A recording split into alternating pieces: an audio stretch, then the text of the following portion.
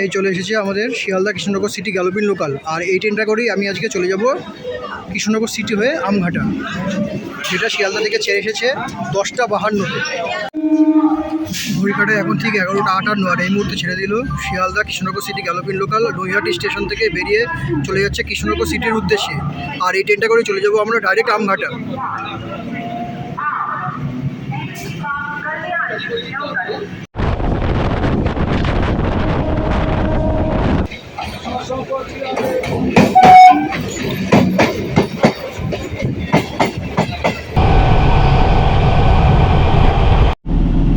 So আমরা এখন ধীরে ধীরে কৃষ্ণনগর স্টেশনে প্রবেশ করছি।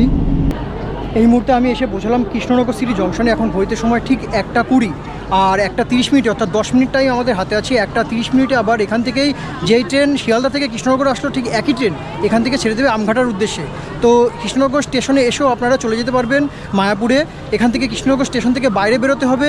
বাইরে বেরিয়ে আপনারা পেয়ে যাবেন টোটো স্ট্যান্ড বা অটো স্ট্যান্ড। অটোতে করে নেবে 30 টাকা। 30 টাকা ভাড়া দিয়ে আপনারা চলে যেতে পারবেন কৃষ্ণনগর থেকে ডাইরেক্ট মায়াপুর।